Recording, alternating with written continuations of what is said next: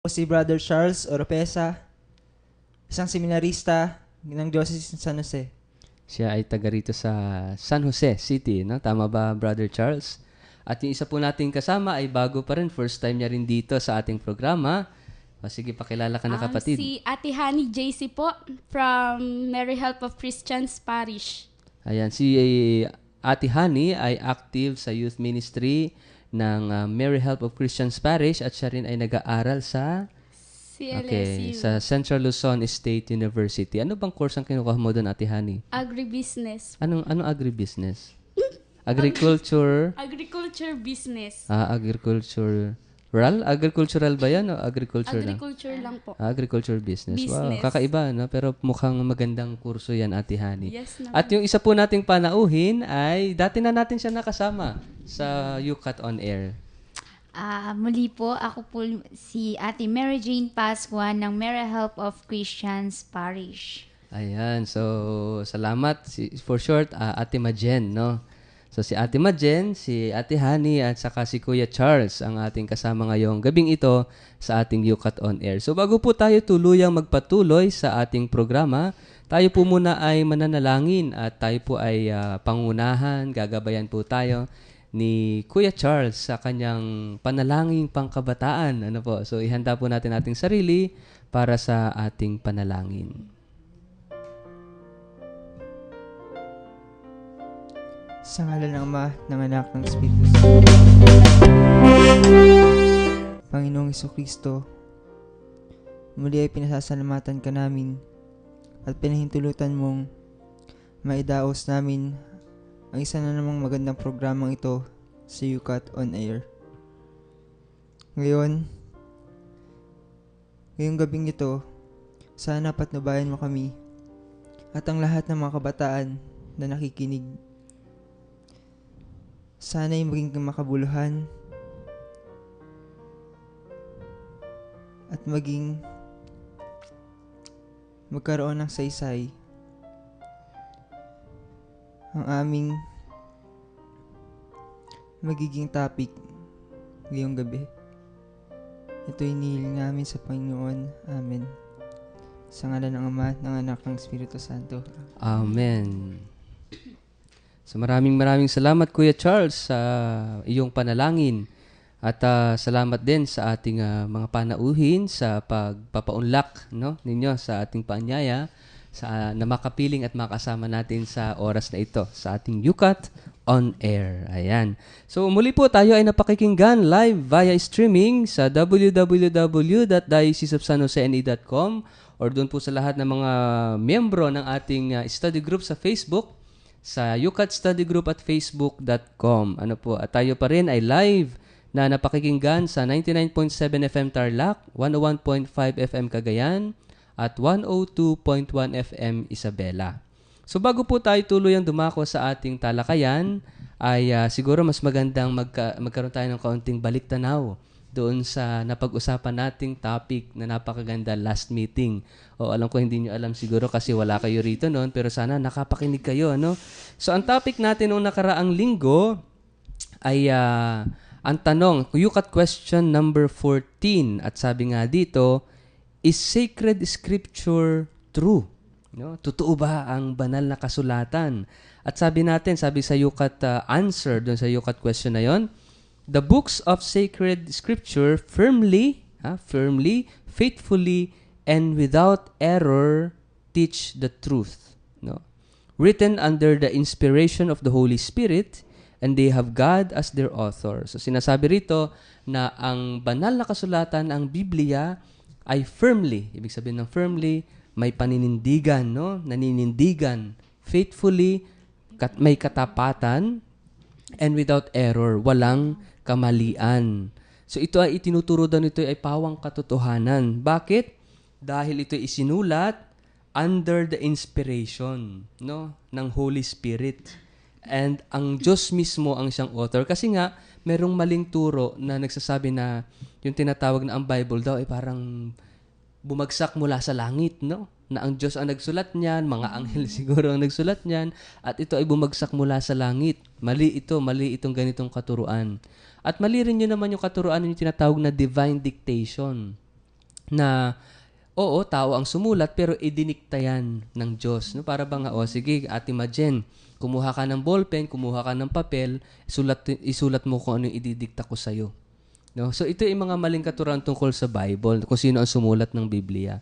Sapagkat sabi sa ating UCAT question noong nakaraang linggo, sabi nga, the Bible did not fall from heaven. No? Hindi bumagsak mula sa langit at hindi rin ito ibinulong ng Diyos, kundi may mga talagang taong konkretong sumulat nito. Tao na kabilang sa isang sitwasyon, taong kabilang sa isang kasaysayan, no? Na mula dun sa kanilang kasaysayan, mula dun sa kanilang karanasan, ay nagnilay kasama ang Diyos. Pinagnilayan ito bilang kwento ng Diyos, ng pagmamahal ng Diyos sa kanila, sa kabila ng mga hirap na pinagdaanan nila. At ito nga ang tinatawag na inspirasyon ng Espiritu Santo. No? Although ang Biblia ay hindi dapat tingnan na isang historical book. Ito hindi isang historical book na titingnan natin at totoo ba na talagang nangyari yan. No? Dahil ito nga sabi nga natin, ang Biblia ay isang reflection, isang pagninilay. Pagninilay na ito doon sa mga totoong karanasan. So hindi ibig sabihin na hindi totoo ang Biblia. Totoo ang Biblia, totoo ang kung ano nakasulat dyan sapagkat ito'y nakaugat sa karanasan. Ito yung mga pagninilay sa karanasan. So tayo ngayon ay darako sa UCAT question number 15. Pero bago po yan, para po makibahagi kayo sa ating talakayan, kinakabahan ako kasi baka lahat ng mga dumadalo sa DYD ngayon ay mag-text sa atin at hindi natin ma-accommodate lahat ng tanong. Anyway, sana po makibahagi po kayo sa ating talakayan ngayong oras na ito, ngayong gabing ito, sa pamagitan ng inyong pagte-text po sa atin. Ito po yung ating cellphone number, 0949-159-2309. Ulitin ko po, pakikuha po yung cellphones ninyo at saka yung inyong mga panulat, no? Para makibahagi po kayo sa ating talakayan. 0949-159-2309. So, hintayin po namin ang inyong mga text messages. Kung may gusto kayong i-share, may gusto kayong itanong, at susubukin po natin na sagutin lahat ng inyong katanungan. So, ngayon po ay darako na tayo sa ating UCAT question number 15 at very excited na po yung aking mga kasama rito sa studio sapagkat mas nag-aral pa po sila kaysa sa akin. Kaya ayoko nang patagalin pa. Siguro, Ate Majen, pwede bang pakibasa mo yung UCAT question natin? How can sacred scripture be truth if not everything in it is right? How can sacred scripture be truth? Sabi nga natin sa UCAT question number 14, totoo raw ba ang sacred scripture, no? At ang tanong sa number 15 ay paano ito magiging totoo kung hindi lahat na nakasulat dito ay tama? No, siguro maganda ipabasa ko kay Kuya Charles yung sagot ng UCAT natin. Sige, Kuya Charles, pakibasa nga. The Bible is not meant to convey precise historical information or scientific findings to us. Moreover, the authors were children of their time. They shared the cultural ideas of the world around them and often were also dominated by its errors. Nevertheless, everything that man must know about God and the way of his salvation is found with infallible certainty in sacred scripture. Napakalalim ng kasagutan, naintindihan mo ba yan, Ate Honey? Napakalalim ng English, brother. Oo, bago ang lahat, nagpapabati si Father Bong at saka si Brother Mitch, no? Sila ay naglalakbay ngayon. Father Bong, Nasa kalsada. ingat po. Ingat kayo sa paglalakbay. Ingat po. Okay, so proceed po tayo sa ating UCAT answer, no? Sabi sa ating UCAT, the Bible, ang Biblia daw, is not meant to convey precise historical information or scientific findings to us, no? Doon muna tayo. Sabi ng UCAT, hindi siya nagbibigay ng konkreto at tamang historical basis. Na halimbawa, ang sabi rito, historical and scientific. Pag sinabing scientific, di ba, paano ba nilikha ang lahat, no? Paano ba nilikha ang buong mundo, lahat ng bagay? So, kung gusto mo ng sagot, ng scientific answer, dun sa origin of everything, you go to science. Scientific ang hinahanap mo eh. Huwag kang pupunta sa Bible kasi hindi sagot yung Genesis chapter 1 or chapter 2, no? Sa science. Para sa sagot mo doon sa hinahanap mong katanungan. Dahil tulad nga ng nasabi natin kanina, ang Genesis, ito ay theological reflection, pagninilay. Ang sinasabi sa atin, unang especially doon sa first account ng Genesis, ang sinasabi sa atin dyan ay ang lahat ng bagay ay nanggaling sa Diyos. Nagmula sa Diyos lahat yan. Kung paano nag-umpisa, kung paano nilikha ng Diyos yan, problema na ni Lord yan. No? Hindi na sakop ng ating pag-iisip yan. No? Yan ay, kumbaga, ang Diyos na ang bahala dyan. No? Kung paano nag-umpisa yan. Pero sabi nga, merong science. So, kung gusto mo ay scientific answer. O, di ba? Merong sinasabing Big Bang Theory. Merong iba-ibang theories ng evolution. No? So, ang sinasabi po sa Bible ay hindi ito scientific book. At hindi rin ito historical book. Na kung gusto mo, halimbawa, ano ba talagang nangyari sa panahon ng mga, ano ba yung mga tribes noon? Sa mga tribes sa Bible, di ba? May iba't ibang tribu yan eh. No? Kung gusto mo na paano ba nag-umpisa ang Mesopotamia, no? Kung paano ba nag-umpisa ang bansang Persia, kung history ng Mesopotamia at Persia ang gusto mo, wag kang pupunta sa Bible. Although, sabi dito sa Bible, moreover, the authors were children of their time. No? They shared the cultural ideas of the world around them and often were also dominated by its errors. Halimbawa si Ate Honey, may problema sa school. Halimbawa, bumagsak sa kanyang... Bagsak agad. Bagsak agad. Hindi, halimbawa lang naman to. Si Ate Honey. Totoo yun. Totoo. Halimbawa, bumagsak sa isang klase, sa isang subject niya. Ngayon, dahil bumagsak siya sa isang subject niya, pinagnilayan niya ngayon yung karanasan niya. Sabi niya siguro, nagdasal siya, sabi, Lord, bakit ba nangyari ito? Ano bang pagkukulang ko? Saan ba ako nagkamali? Payak-iyak pa, no? Doon sa loob ng kwarto niya. Kaya nakasubsub pa sa unan niya, umiyak-iyak na gano'n, no? So, may nangyari, tapos pinagnilayan niya at pinagdasalan niya yung karanasan. At sa kanyang pagdarasal at sa kanyang pagninilay, nagkaroon siya ng inspirasyon. May pagkakamali nga ako. Lord, kasi hindi ako nag-aral mabuti. Lord, kasi mas inuna ko itong ganitong bagay kaysa sa pag-aaral ko. Siguro kasi, Lord, masyado akong distracted, gano'n. Isinulat mo yung karanasan mo na, isinulat mo yung pagninilay mo na yon, no? At naging maganda yung laman kasi may inspirasyon. May karanasan, pinagdasalan at pinagnilayan, tapos may inspirasyon, yun ang naging magbuting bunga noon. Ganun ang nangyari sa Scripture. Mayroong historical event na nangyari.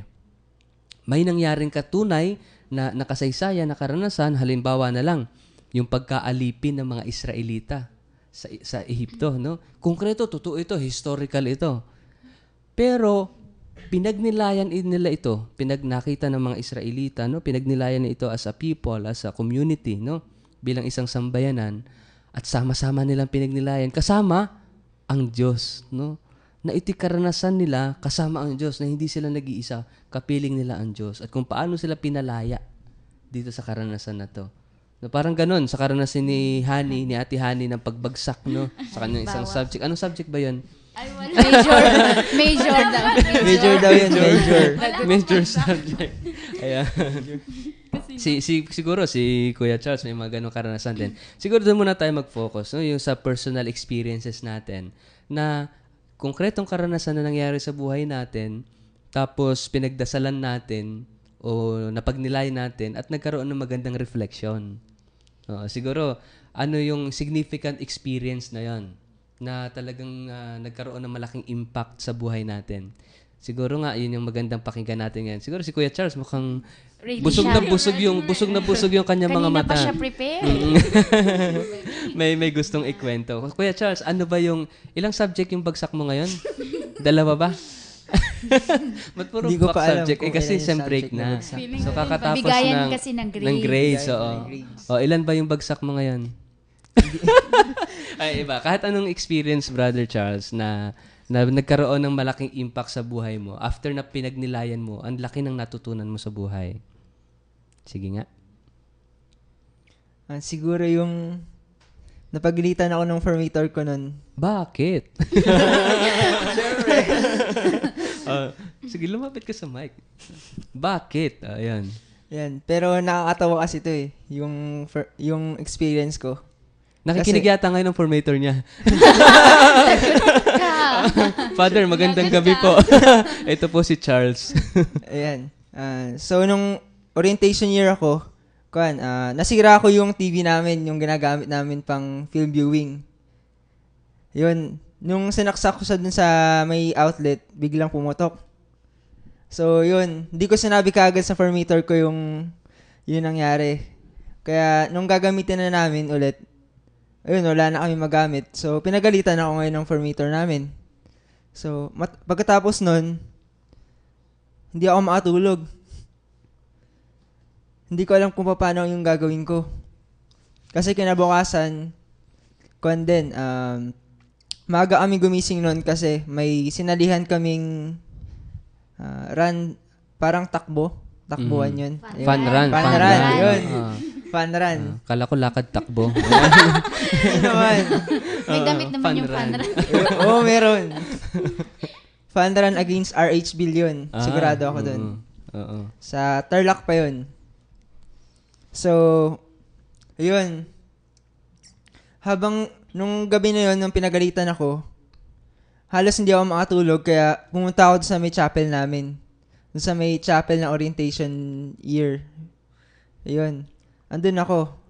Since, mula nung pagka-lights off hanggang alas 3 yata. Ano bang oras yung lights off, brother? 10. Ala, alas 10. Di ba bawal na yun? Sige, talaga. Sige. Ayun nga, kasi napagdasal ako doon ng taimtim. So, yun. Na-realize ko na dapat pag meron tayong nagagawa, sabihin natin kaagad. Sabihin natin kaagad sa mga formators natin. So, ano sinabi sa'yo ni Lord nung sa pagdarasal mo? Anong realization mo? Aside from sabihin agad. Ayun. Huwag ka agad makingialam. Kaka-elemero ka pala. Ayan, yung nagkaroon ng realization, no? Nagkaroon ng sa kanya pagninilay, nagkaroon ng reflection.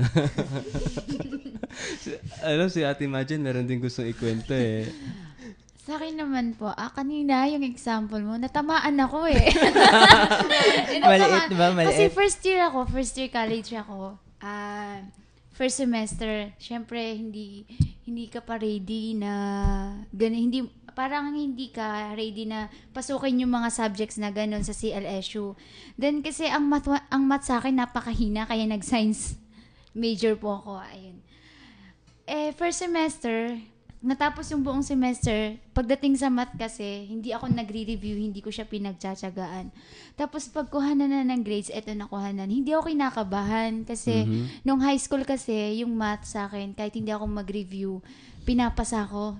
Ewan ko kung anong meron sa math nung high school na wala sa college.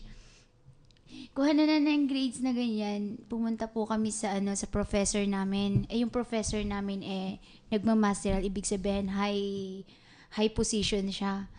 Tapos, papasok na akong ganyan. Naku, ang dami kong sign of the cross. Lord, sana, hindi po ako bagsak.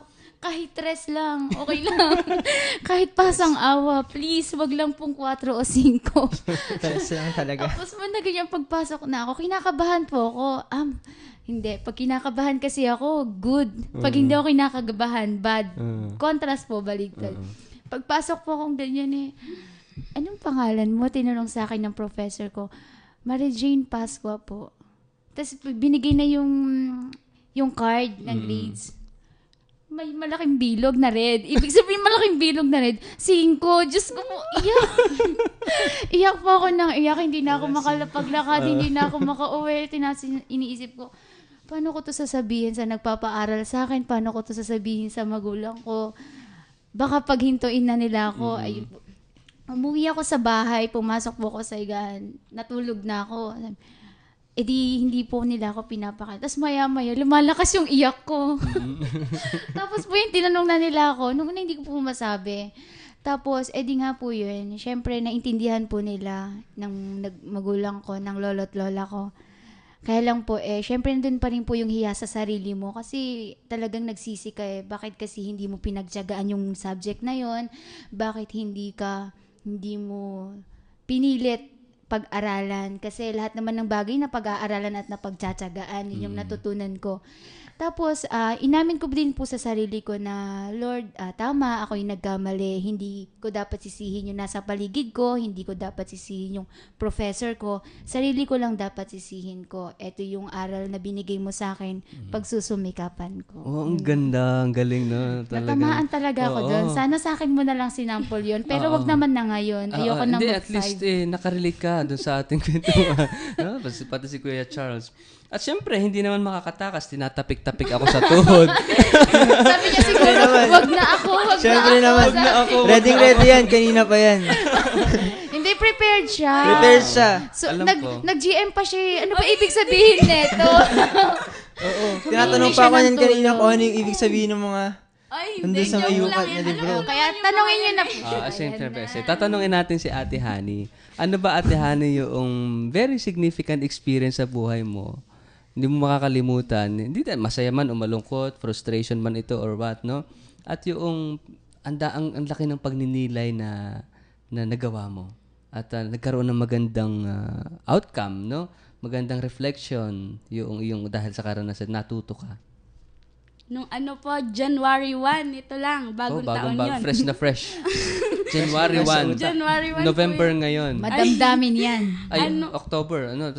So, noong January. January 1, maagang umalis sa bahay. Tulog pa sila, Papa. Mhm. Siyempre, bagong taon kasi napuyat nga sila. Tapos, mga 5:30, umalis ako ng bahay. Siyempre, magsisimba nga ako kasi nga kami daw yung choir. Mhm. Tapos, nung pagkatapos ng misa, nagpunta kami sa Villa Floresta, tawag dito? Nagmisa, nag-gift giving. Tapos hindi ko alam nung kinahaponan na may pupuntahan kami sa Rizal. Hindi ko din alam. Tapos ang paalam ko lang talaga kay la mama, gift giving, maghapon yun. Sabi ko, nasa Rizal na kami, sabi ko pa rin gift giving. Pero, syempre, kinabahan din ako. Tapos nung dumating ako sa bahay gabi na, mga 8, sabi nga sa akin nung mama ko, sabi nung papa ko, parang medyo pagalit naman siya. Tapos nababarkada ka na, hindi simbahan yan, sabing ganon.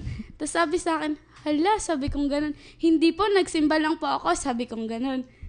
Pero nung kinagabihan, sabi kong ganon sa mama ko, Ma, nagpunta ako ng Rizal, ganyan-ganyan. Sinabi kong ganyan. Pinasyalan namin si ganito, ganyan. Kasama ko sila Ate Lenny.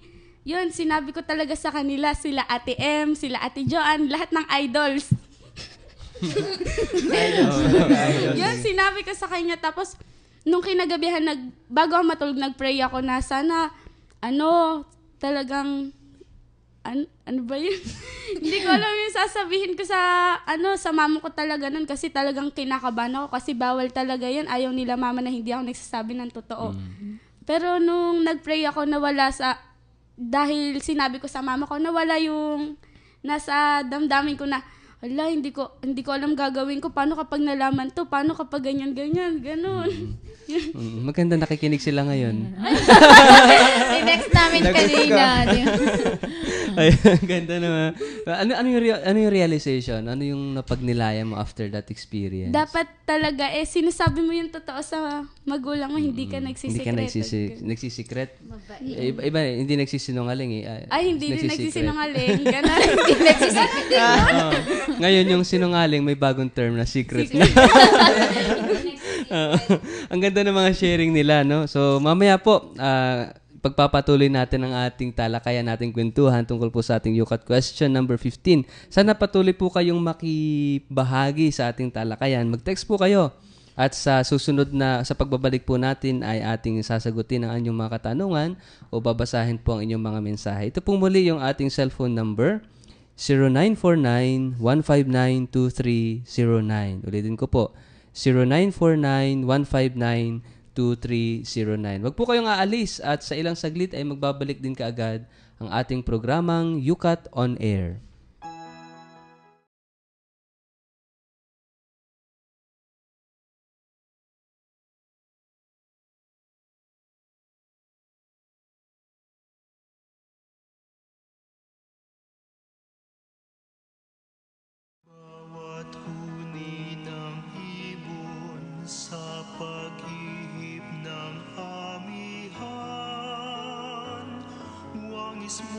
aking natatanaw.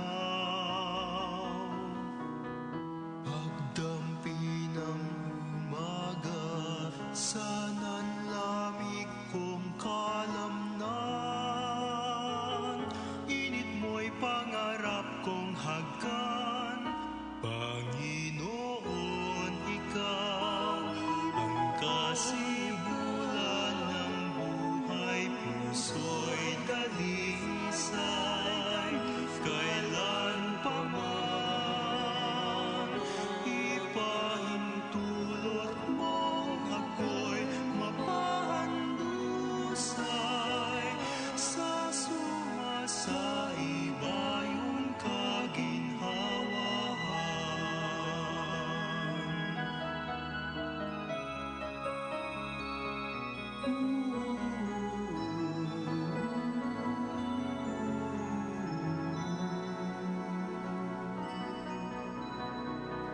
nangulilang malay, di malungan ng tinimla, nagdulot ng katiwasayan, paghahanap katwiran, nilusaw mo sa simuyong karilagan ng pagmamahal. Panginoon, ikaw ang kasibulan ng buhay, puso'y dalisay. Kailan pa man ipahintulot mo ako'y mapahandusay sa sumasaibayong kaginhawaan. Panginoon, ikaw ang kasibulan ng buhay, puso'y dalisay. Kailan pa man ipahintulot mo ako'y mapahandusay sa sumasaibayong kaginhawaan. Dalangin pa sana'y mapagtanto kong tunay kaganapan ng buhay ko'y ikaw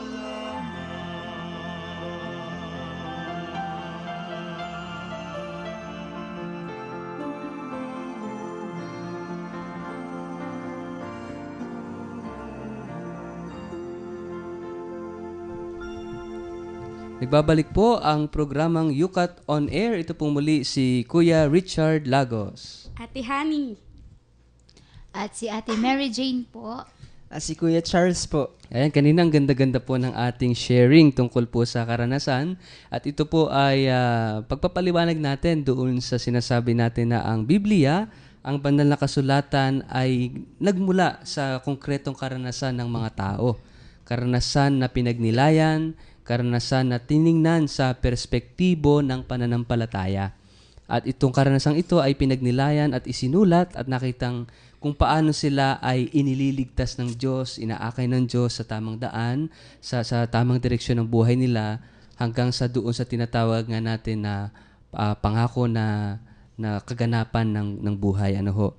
So kanina na-share ni Kuya Charles, no, na-share ni Ate Majen, at saka na-share ni Ate Honey yung kanilang mga karanasan.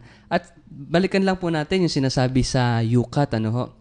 Sabi rito, they shared the cultural ideas. Tumutukoy po ito doon sa mga sumulat at siyempre sinulat, no, sa banal na kasulatan. They shared cultural ideas of the world around them and often were also dominated by its errors. So, ibig sabihin po, mayroong mga kamalian na nangyayari doon sa society, doon sa lipunan na kanilang ginagalawan, no?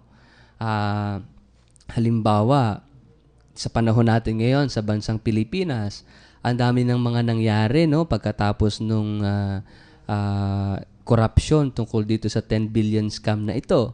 After nun, hindi pa natatapos, nagkaroon ng giyera dyan sa Mindanao.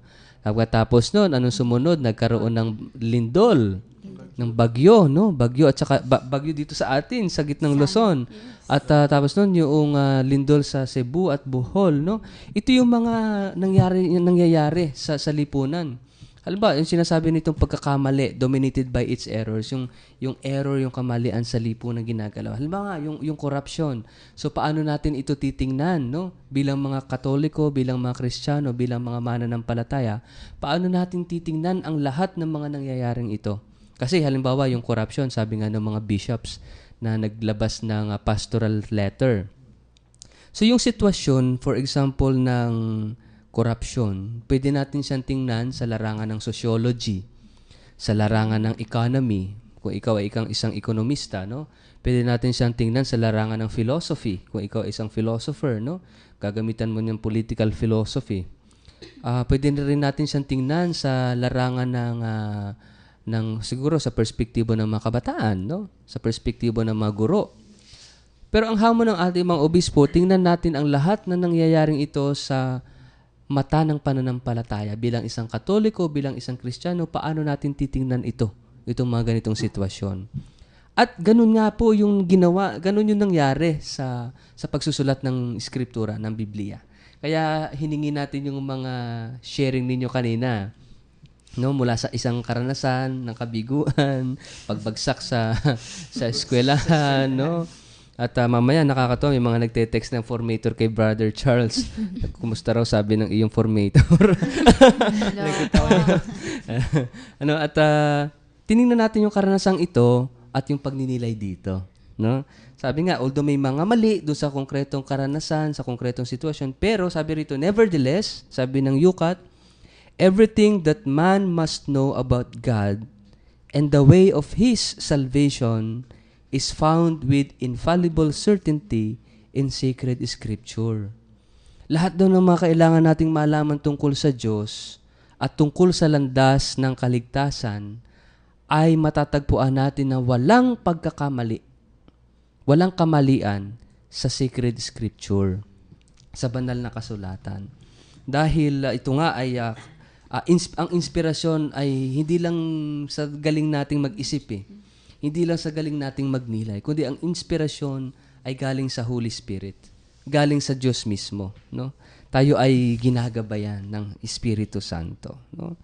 At sabi nga sa makita natin yung karanasan natin mismo. Kapag hindi tayo ginagabayan ng Espiritu Santo, halimbawa yung pagbagsak ni Majen, no? Ni Ate Majen. Pwede mo yung tingnan, puro sabi nga, sisi na lang ganito. O kaya magalit ka na lang sa sarili mo, magalit ka na lang sa Diyos, magalit ka na lang sa teacher mo, o ganoon, magalit ka na lang sa mundo, no? Pero kapag tayo ay guided by the Spirit, pag guided tayo ng Espiritu Santo, lahat ng kahit anong pangit ng karanasan, anong hirap ng pinagdaanan natin, it turns into good. Nagiging mabuti. At yun yung bunga, yun yung epekto ng Holy Spirit. Yun yung galing ng Spirit, yun yung bisa ng Espiritu Santo. Parang yung karanasan din ni Ate Honey, no? Yung secret, yung pala kasinungalingan na secret. Yun, nagsabi naman ng totoo. Defensive. Oo, defensive. Oo. At saka si Kuya Charles, mamaya may message siya yung formator mo. Teka lang, mamaya. Sabi ko mamaya. So, yun po. So, napakaganda ng ating talakayan. Siguro, sa puntong ito, magbasa na tayo ng mga text. Baka may gusto kong idagdag, mga kapatid, tungkol dun sa ating napagbahagi na sa Yukat question number 15. How can sacred scripture be truth if not everything in it is right? No? Kasi marami rin kamalian talaga na nangyari, no? Yung background, historical background, no? Sa karanasan ng mga taong nakapaloob dito sa sacred scripture natin. For example, 'di ba, yung kay Jesus Christ mismo. Sa panahon niya, yung sitwasyon ng Israel, no, sa politika. Sila ay nasasakop ng bansang ng ibang bansa, ng Romano, hindi na Empire. Roman Empire. Ito yung mga ang tawag dito, mga Hellenistic culture, no? So, nasakop sila ng ganyan. Maraming errors, no? Marami ding errors siguro pagdating sa pagkakasulat ng Skriptura. maaaring mayroong, sabi nga may nag-text sa atin, baka sa grammar, no? Oo, especially, lalo na pagka binasa mo yung, pag binasa mo yung salmo, ang lalalim ng mga salita, no? Pero hindi yun yung tinutukoy na kamalian dito. Hindi yun yung tinutukoy, kundi yung errors in the situation, no? Yung errors in their times, no? So, ito yung tinutukoy na mga kamalian dito. Kung hindi, doon sa scripture mismo ay makikita natin yung katotohanan, no, ng Diyos at ng kaligtasan. So, yun. Okay, meron kayong gustong idagdag bago tayo magbasa ng ating text messages? Ano lang po, gaya nga brother nang sabi mo kanina, sa Bible kasi yung error situation, depende naman yun sa tao 'di ba? Sabi mo nga kanina, yung karanasan ng tao pag binasa yung sa Bible, nagiging totoo kasi nakikita niyo yung situation niya na minsan may mga karanasan yung tao na nangyari sa buhay niya na nandun din sa Bible. Kaya depende sa mga tao na meron ngang ibang tao kapag yung may kakilala ko na kabataan kapag may problema siya or Bible yung binabasa niya, ibig sabihin nakikita niyo yung sarili niya sa Biblia. Tama yan ate. Ate Majen, no? Si Ate Hani, baka may gustong idagdag. Wala na po. Wala na. Sabi niya na. Sabi niya na. Oo. Sige. So, siguro umpisa na natin magbasa ng text messages, no? So, mula kay Dexter. Ayan, ano ba sabi ni Dexter? May magandang sharing siya. Magandang gabi po, sabi niya. Hi to Radyo Maria, to Yukat on Air po, to Brother Richard, Charles, Sunny, Majen. Dex po, ito, PYM of San Roque under Father Ariel Capuyon, together with Brother Ramil. Oy, kabayan, kumusta ka dyan? Ako naman po, may pa kaya binasa ko.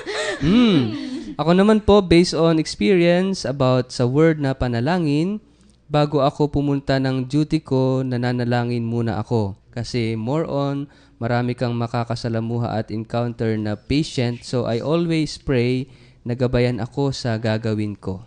Kasi we need to put God first before anything. Wow. Salamat, Dex. And then, ano to? Brother Charles, para sa yung text na to. Yung formator mo na yan. Lagot ako dyan. Bago na pala yung TV natin ngayon, Brother Charles. Ay. Parang alam ko yung kwentong yan. Good evening po. Correct me if I'm wrong. Di ba po we have this what we said, inspired text, parang may relation po siya sa in our experiences.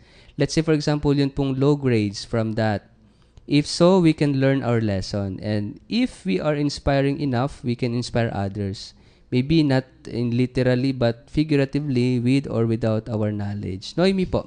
Tama, Noemi. So, from CLSU to, no? Pero taga-Kuya po din siya. Oo, sometimes, kapag ka nakaka-encounter tayo ng mga mistakes and then we learn from it, mas ang sarap i-share. And then, ang dali mo, di ba, pag nakikinig ka ng mga inspirational talks, messages, yung ikinukwento nila yung mga frustrations nila and how they overcome, no, yung mga trials, yung mga frustrations na yon. At mas credible silang magsalita, no?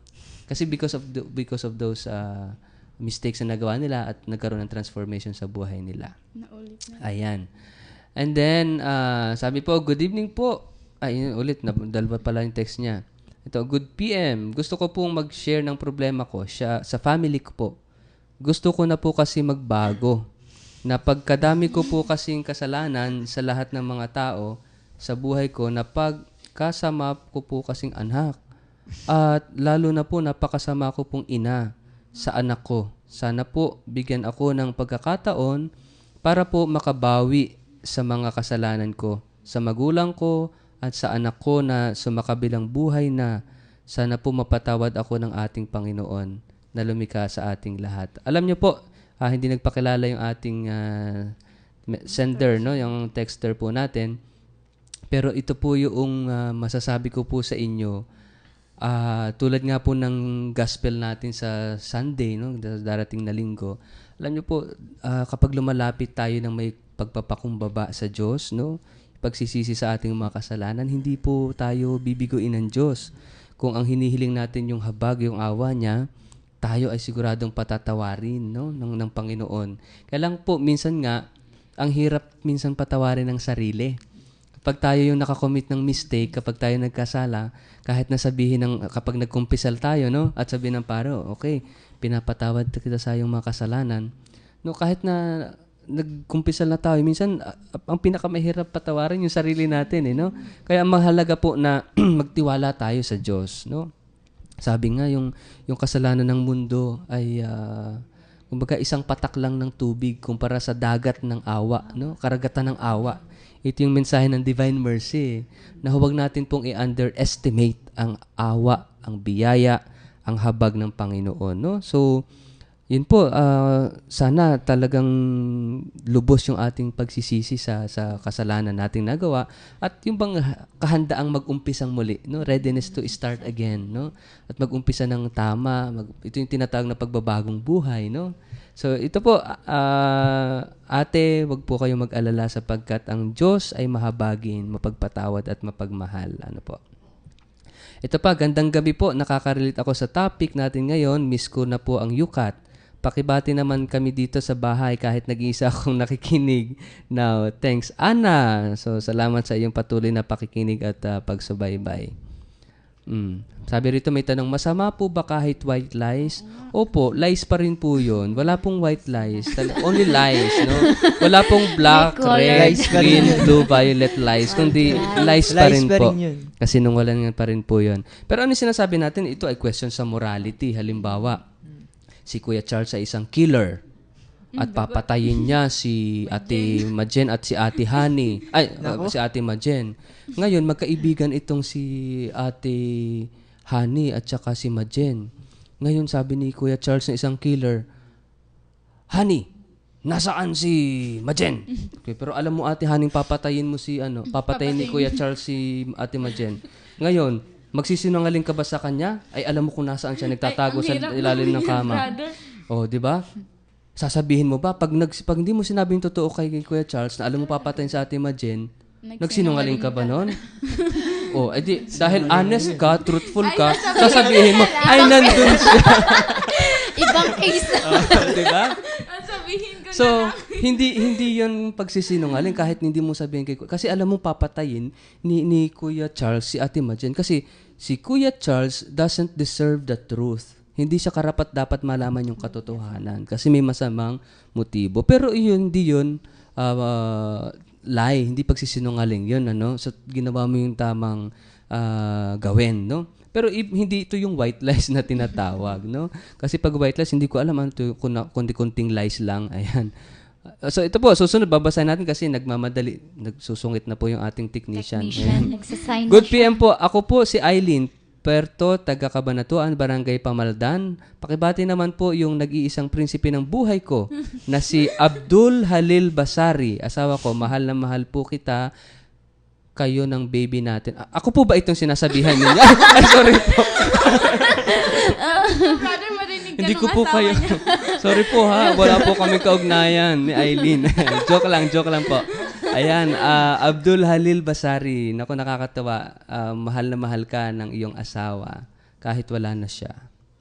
Ay, yung baby, mahal na mahal po kita kayo ng baby natin kahit wala na siya.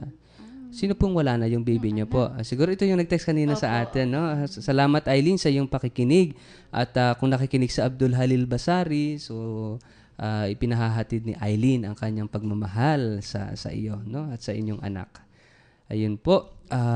Good PM, ganda po ng topic natin about honesty. Nakikinig po ako ngayon sa inyo. Ako po si Lalin Brito. Silo po sa inyo dyan. Ayan, maligayang pakikinig sa iyo, kapatid. Pabati sa lahat ng mga kabataang mananampalataya. Pagbati rin kay Brother Charles. Galing po sa OLPCS former formator. Ayan, sabi ko sa'yo, may nakikinig sa'yo, Brother Charles. Yari ka pagbalik mo. Hanggang gate ka lang. Palsik ka na. Okay. So, patay tayo. Napakaraming nagte-text sa atin. Ito na yung sinasabi ko. Pasensya na po talaga at hindi natin lahat ma-accommodate. Anyway, itong mga ilang text, salamat po. Nakikinig po kasi ako ngayon sa radio. Pabati naman po yung family Puerto and Basari. Thanks po sa lahat. Ang salamat po sa amo ko na lagi akong pinagsasabihan sa bawat araw na malungkot ako. Salamat po. Ayan. And then, Good. PM po, ako po ay naiinis sa sarili ko kasi po inaway ko ang mister ko at napagalitan ko ang mga anak ko sa wala po kwenta bagay. Di ko po maintindihan ang sarili ko. Kung sino man po itong nag-text sa atin ay siguro magandang magnilay ka rin, no? Pagnilayan mo rin yung buhay mo, yung sarili mo. Siguro pagdasalan mo ito, dalhin mo ito sa dasal, no? Nagbigyan ka ng biyaya at grasya ng Diyos na maging mapagpasensya, mapagmahal, no? Higit sa lahat ay maunawain, no? Ayun. Brother Charles, bago raw ulit yung TV ninyo. Okay, wag kang mag-alala. Okay, sige po. Maraming salamat. At wag po kayong aalis. May sa huling bahagi po, bibigyan natin ng paglalagom itong ating napagnilayan sa UCAT, no? Wag po kayong aalis at magbabalik din po kaagad ang ating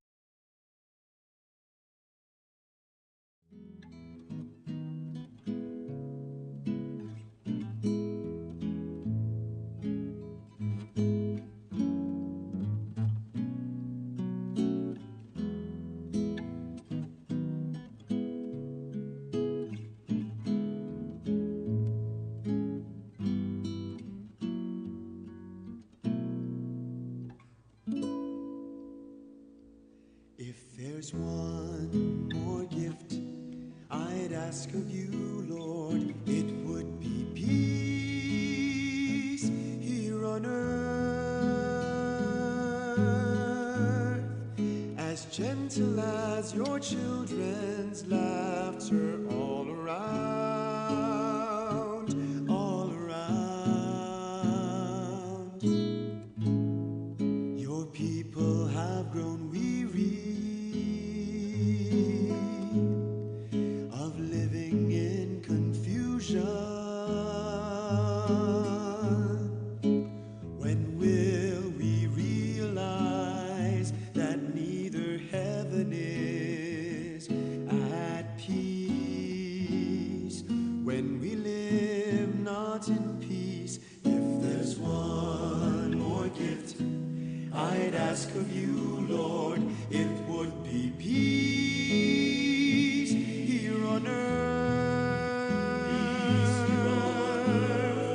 as gentle as your children's laughter all around, all around. Grant me serenity, within, for the confusions around are mere reflections of what's within me. If there's one more gift I'd ask of you, Lord, it would be peace here on earth, as gentle as your children's laughter all around,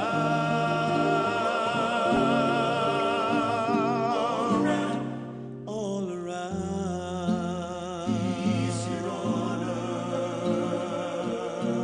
There's one more gift I'd ask of you, Lord. Nagbabalik po ang programang UCAT on Air. Ito po muli si Kuya Richard Lagos. Ate Honey. Ate Mary Jane. Kuya Charles. Ang titipid ng inyong pagpapakilala. No? Ayan, dumako na po tayo sa huling bahagi ng ating programa at bibigyan po natin ng maikling paglalagom ang ating mga napag-usapan, no, at napagbahaginan.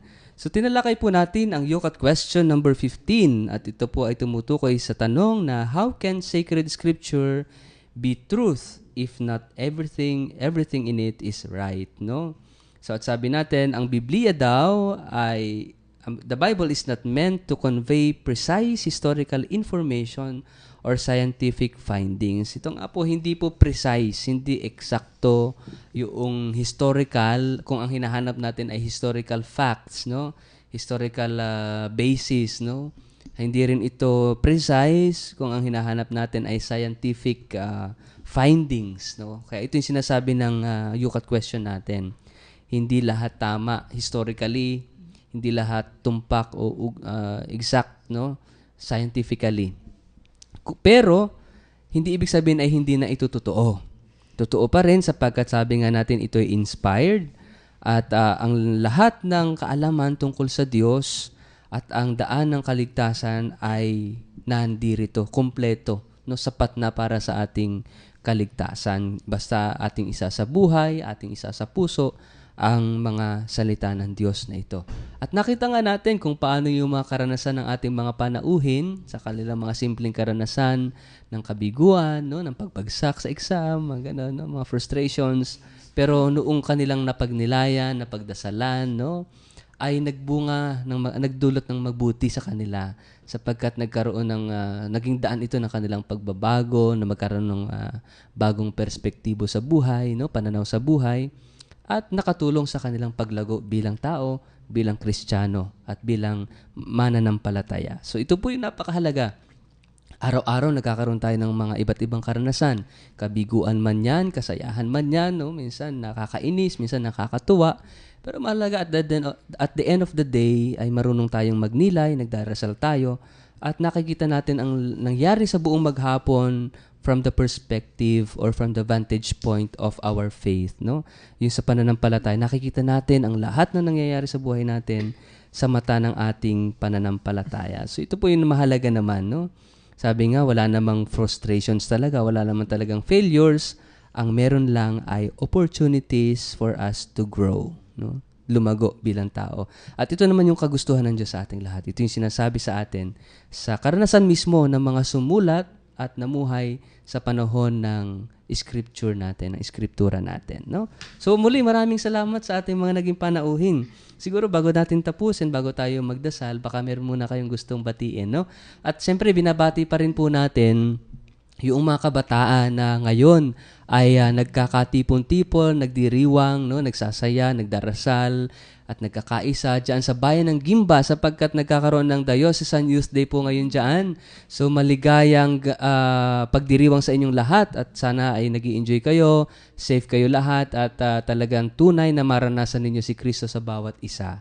No, salamat din po sa ating mga tagapakinig at sumusubaybay, lalong-lalo na yung mga nakibahagi po sa ating talakayan sa pamamagitan ng text, no? Maraming salamat. Sana patuloy po ninyong abangan ang programang ito. Ito pong programang ito ay para sa inyo at sa inyo po ito, no?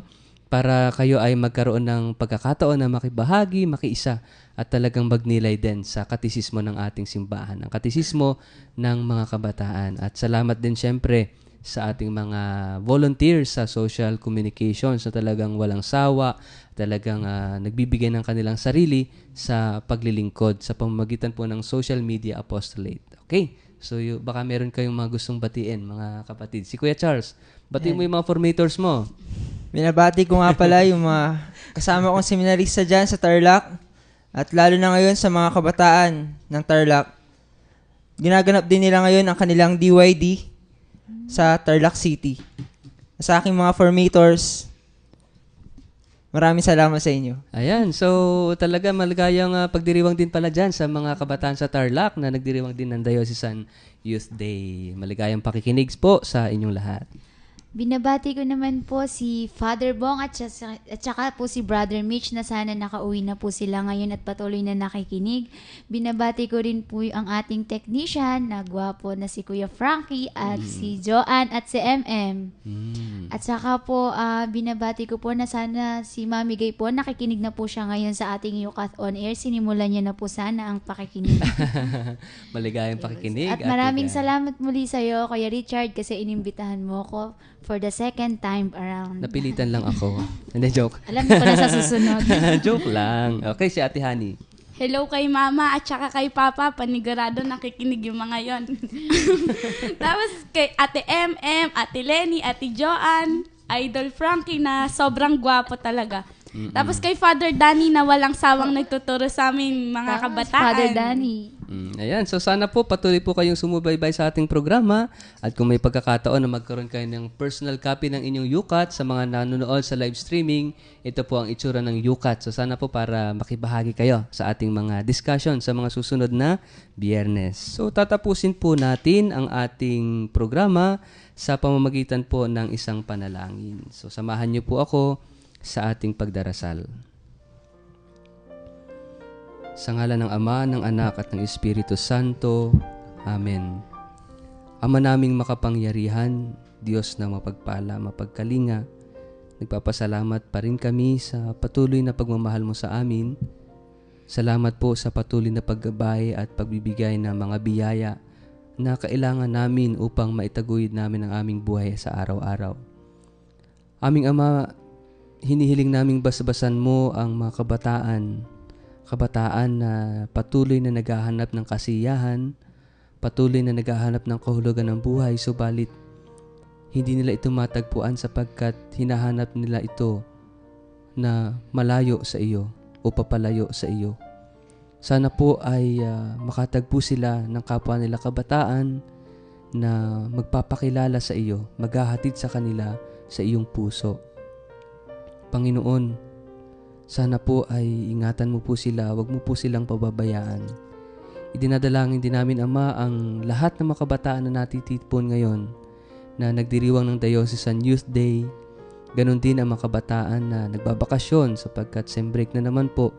Sana po wag po silang maligaw o malihis ng landas habang sila ay nagpapahinga mula sa kanilang pag-aaral.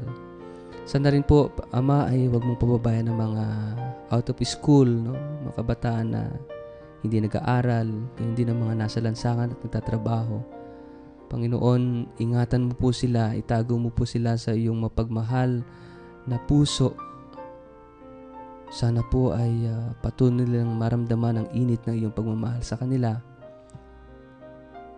Lahat ng ito, aming Ama, ay dinadalangin namin sa pamamagitan ni Jesus na aming kuya, na aming kapatid, na aming kalakbay. Sa pamamagitan din ng paggabay ng Espiritu Santo at mapagkalingang pag-iingat ng aming mahal na ina na si Maria. Ang lahat ng ito ay aming samot dalangin sa pangalan ni Jesus na aming Panginoon. Amen. Sa ngalan ng Ama, ng Anak at ng Espiritu Santo. Amen. At ngayon po ay nagpapaalam tayo sa ating mga tagapakinig. Sana ay patuloy kayong sumubaybay sa susunod na Biyernes sa UCAT question number 16. At ito po ay patungkol pa rin sa banal na Eskriptura. So siguro magpaalam muna yung ating mga panauhin. Alam po. Maraming salamat po kay Brother Richard na pag-invite dito. Sige po. Si Ate Hani. Okay, si Ate Hani.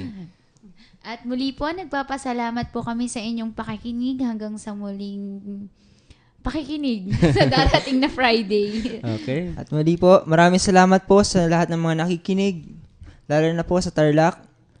At maraming salamat din po sa pag-invite sa akin ni Brother Richard na napaka-pogi. Ay, salamat, brother. Joke lang. Salamat. Oo, hayaan mo, iimbitahan kita ulit dito. Sa susunod. Sa susunod. Ikaw na palagi. Ikaw na palagi. Talagang UCAT on air nga tayo. Ito yung magagandahan, talagang UCAT discussion. Okay? Nagsasabi So maraming salamat po sa inyong pakikinig at mapagpalang gabi po sa inyong lahat. Si Richard ang inyong nakayukat. Hanggang sa susunod na Biyernes, magkayukatan pong muli tayo.